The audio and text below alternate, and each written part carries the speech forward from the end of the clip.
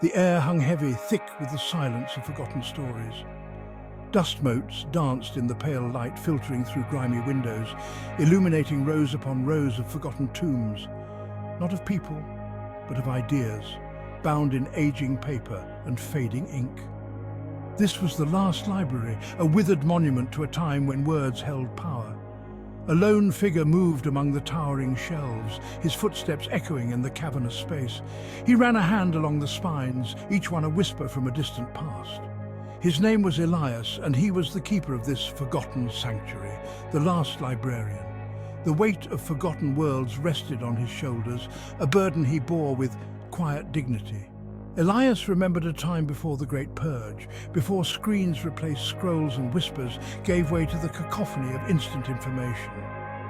He remembered the scent of aged parchment, the feel of crisp paper, the hushed reverence that filled these hallowed halls. Now, silence reigned, broken only by the rustle of decaying pages. He clung to the hope that one day others would remember the power held within these forgotten volumes.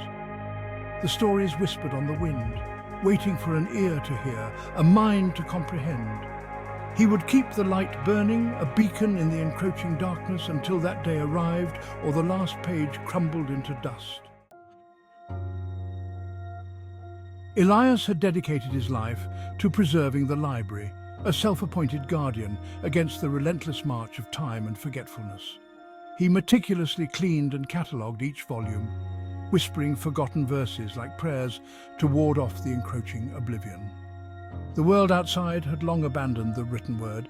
They sought solace in the flickering lights of their devices, content with the shallow stream of pre-digested information. They had forgotten the joy of discovery, the thrill of getting lost in the pages of a well-loved book. But Elias remembered. He remembered the worlds that unfolded within these pages, the adventures that sparked the imagination, the knowledge that had the power to change destinies. He guarded these stories, these echoes of the past, hoping to one day share them with a world ready to listen. Sometimes, late at night, when the silence pressed in around him, Elias feared he was fighting a losing battle. The library was slowly decaying, the weight of neglect heavy on its time-worn shelves. Yet he clung to hope, a flickering ember in the encroaching darkness.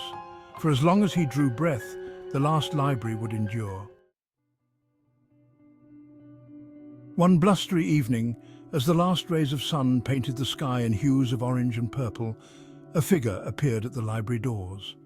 A stranger, cloaked in shadows, clutching a leather-bound volume close to their chest. Elias watched from the window, his heart pounding a slow, steady rhythm against his ribs. Visitors were rare, rarer still those who carried books. The stranger hesitated at the threshold, as if testing the air for danger. Then, with a resolute push, they opened the door, the hinges groaning in protest after years of disuse. The scent of rain and old paper wafted in, a not unpleasant intrusion in the stale air of the library.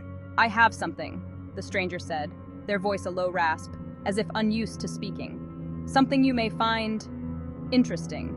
Their gaze flickered towards the countless shelves, a hint of awe in their eyes. "This place, it's..." They trailed off, unable to find the words to describe the reverence they felt. Elias understood.